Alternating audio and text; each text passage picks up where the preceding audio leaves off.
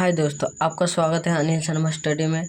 तो आज हम लोग क्लास 8 का इतिहास का क्वेश्चन आंसर करने वाले हैं। अध्याय 6 का अध्याय का नाम है 1857 की क्रांति। तो इसका हम लोग 1 और 2 कर चुके थे। अब हम लोग इसका तीसरा नंबर करेंगे। आइए चर्चा करें। तो इसमें है 3 नंबर में निम्नलिखित प्रश्नों के उत्तर दीजिए।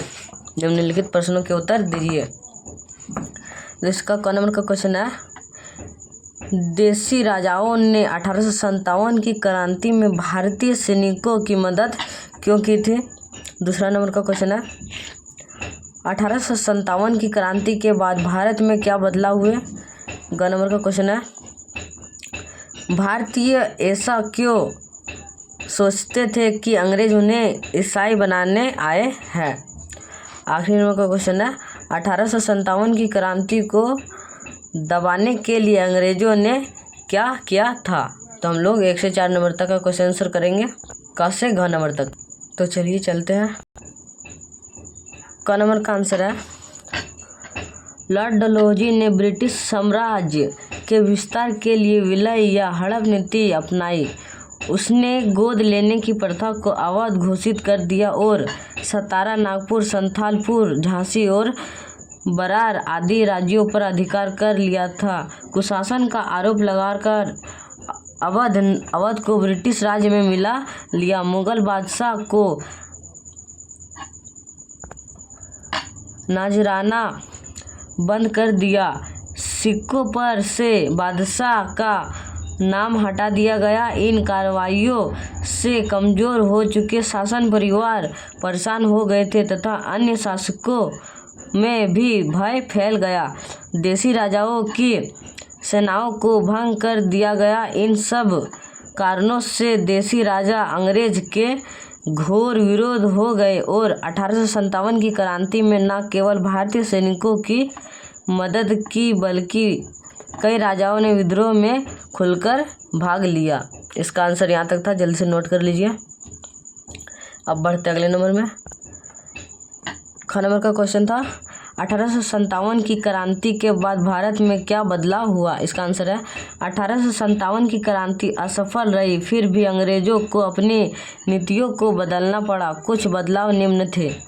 1 नंबर में, कंपनी से भारत पर शासन करने का अधिकार छीन लिया गया और ब्रिटिश महारानी के हाथ में चला गया। दूसरा नंबर में है, भारतीय सिपाहियों की संख्या घटा दी गई, यूरोपीय सिपाहियों की संख्या बढ़ा दी गई। सिपाही के लिए खोरखा सिखों और पठानों की भर्ती की गई। तीसरा नंबर में, भारत के शासन के लिए एक भारतीय मंत्री या सचिव तथा 16 सदस्य वाली इंडियन काउंसिल बनाई गई। चौथा नंबर में, विलय या हड़प की नीति समाप्त कर दी गई। साम्राज्य विस्तार की नीति को समाप्त हो गई पर आर्थिक शोषण का युग प्रारंभ हो गया।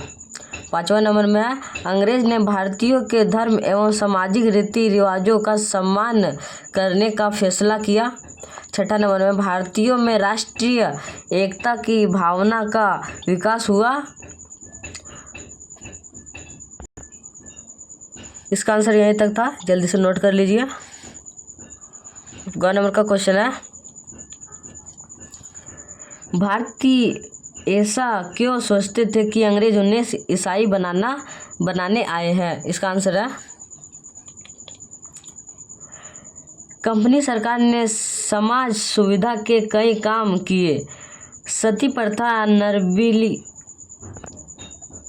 नरबली को बंद करना, विधवा विवाह को बढ़ावा देना आदि के लिए कानून बनाया गया। हालांकि ये कानून भारतीयों के लिए हितकर थे, लेकिन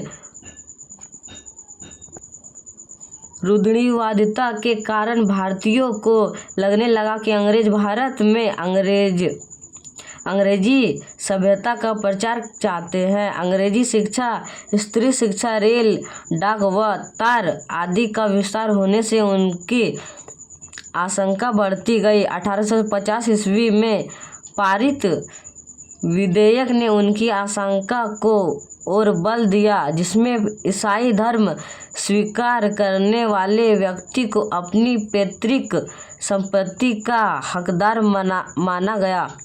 इन्हीं कारणों से भारतीय सोचते थे कि अंग्रेज उन्हें ईसाई बनाना चाहते हैं। इसका आंसर यहाँ तक था, जल्दी से नोट कर लीजिए। अब अगला नंबर का क्वेश्चन है, 1857 की क्रांति को दबाने के लिए अंग्रेज ने क्या किया था? इसका आंसर है 1857 की क्रांति को कंपनी ने पूरी ताकत लगाकर कुचलने का फैसला किया। उन्होंने इंग्लैंड से और अधिक सैनिक मंगवाए। विद्रोह के मुख्य केंद्र पर धावा बोल दिया गया। विद्रोहियों को सजा जल्दी देने के लिए नए कानून बनाए। दिल्ली पर कब्जा कर अंतिम मुगल बादशाह बहादुर शाह द्वितीय पर मुकदमा चलाकर और आजीवन कारावास की सजा देकर रंगून जेल भेज दिया गया। सैकड़ों सैनिक विद्रोहियों, नवाबों और राजाओं को फांसी पर लटका दिया गया। इसका आंसर यहाँ तक था, जल्दी से नोट कर लीजिए। हमने 3 नंबर का क्वेश्चन आंसर कर लिया और हमने पार्ट 1 में 1 और 2 का क्वेश्चन आंसर किया था। आप प्लेलिस्ट में जाकर देख सकते हैं। अब हम लोग मिलते हैं अगले वीडियो में।